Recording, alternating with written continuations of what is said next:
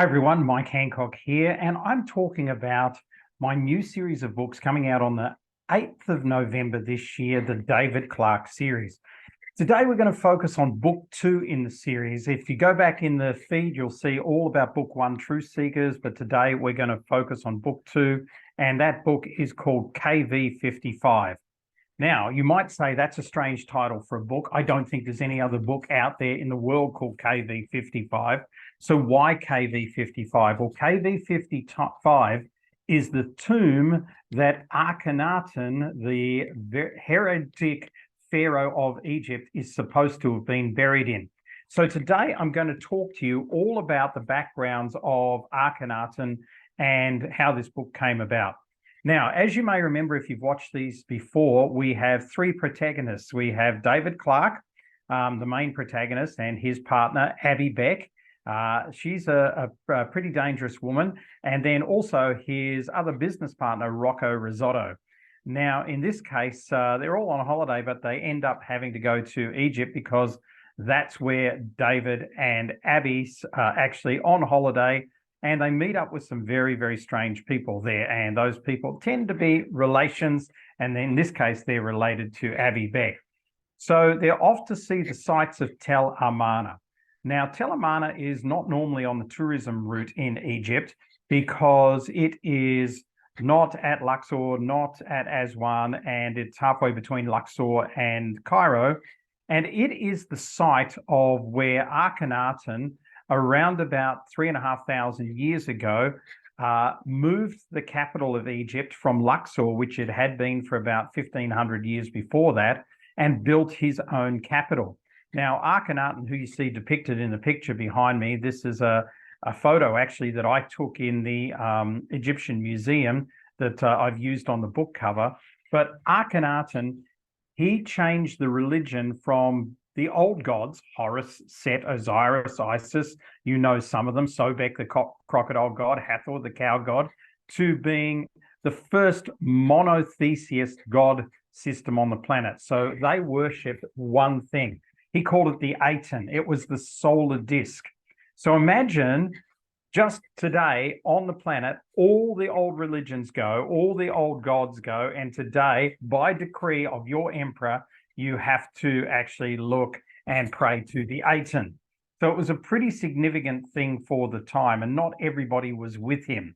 Now, Akhenaten disappeared under some cloud, and he was replaced by a sort of a bit pharaoh called Smenkare, who's nobody's found, but they believe it to be the older brother of somebody we all know very well, Tutankhamun. So Akhenaten's child was Tutankhamun, but also believed to have had a first child, Smenkare. So Tutankhamun comes in, and over the process of that, Tutankhamun changes the religion back to the old gods with the help of the Grand Vizier, A-Y it is, who eventually becomes Pharaoh himself, and then also disappears under a cloud. So we deal with some of these things in the book as Abby and David and Rocco go on their journey to actually find things out. So a big question is Akhenaten buried in KV55? Well, you can't get into KV55, but there's nothing in there anyway.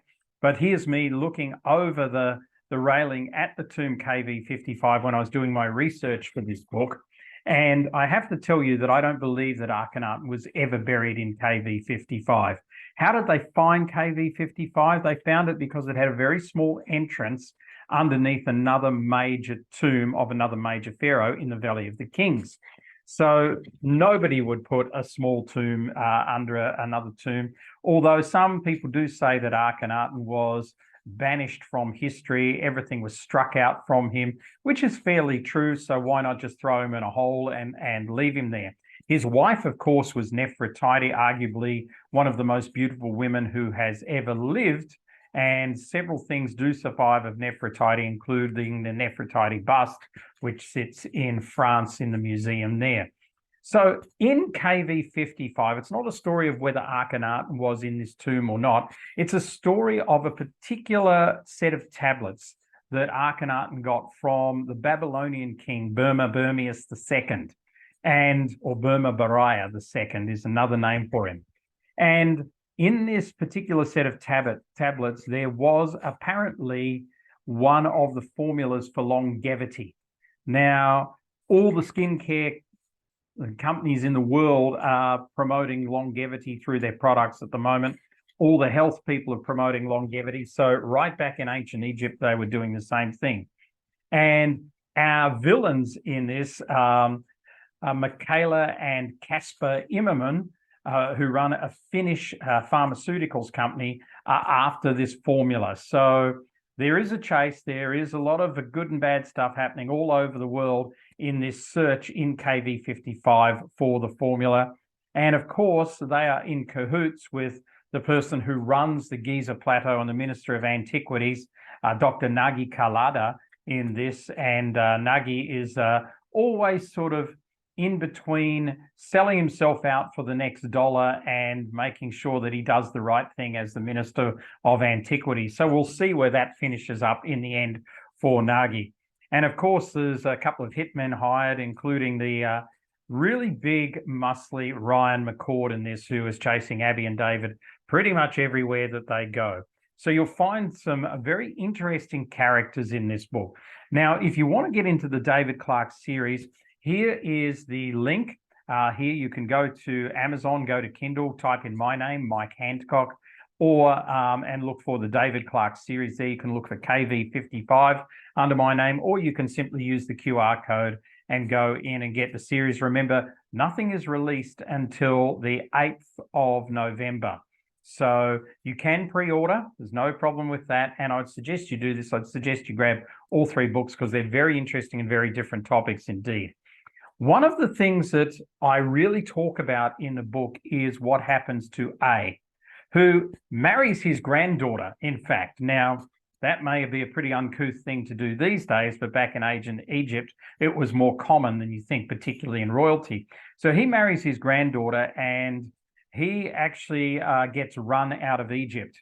Now, he and his granddaughter, who has a very long name, but we call her Anki in the book, Anki and A disappear, and they originally arrive in pretty much what is the island of Majorca in Spain. Now, this is a historical fact, alternative archaeology historical fact, so you won't find this on Wikipedia.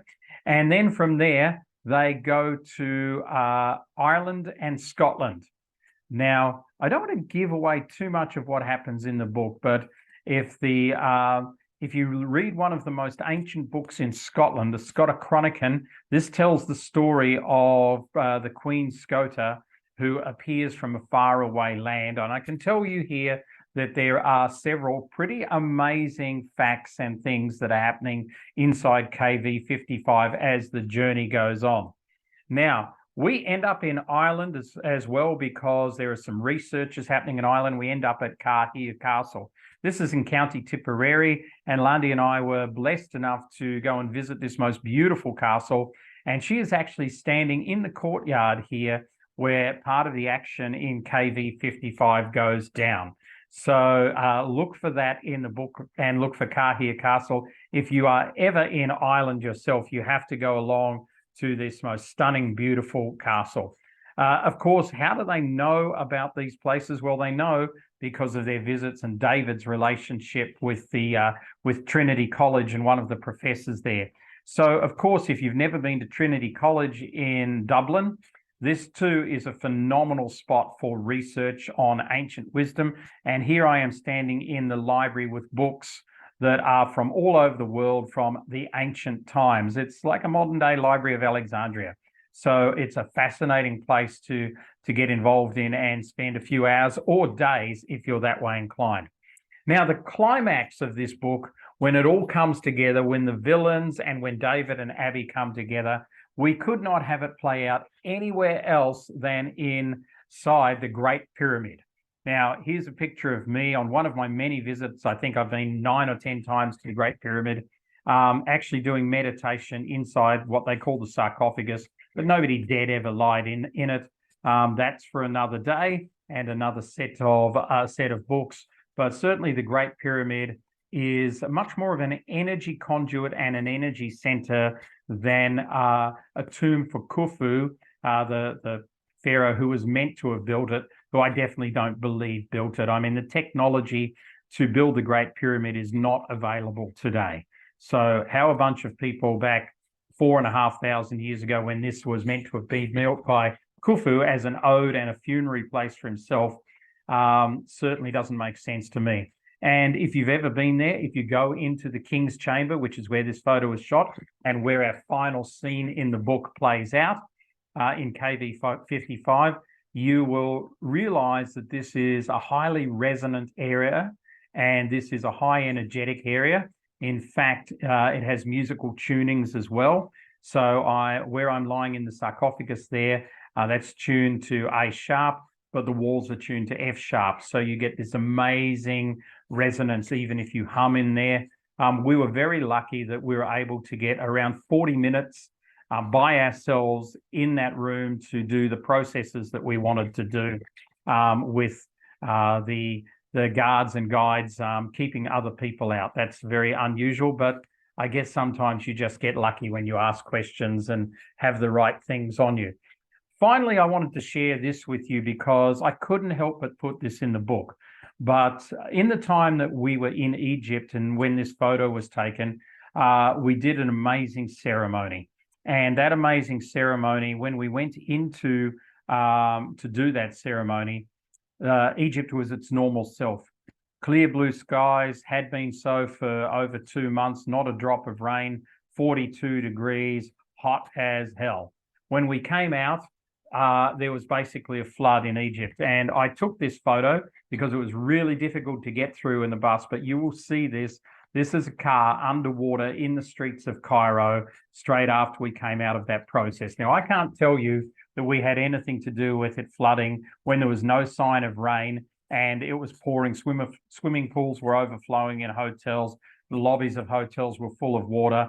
You can see the streets here, but I couldn't help but also put it in KV55 because it was just such a magnificent experience that we had. So go and get your copy of KV55. It's book 2 in the David Clarke series, and grab all 3 books, maybe gift them to a friend as well. That would be great. They go on sale on November the 8th.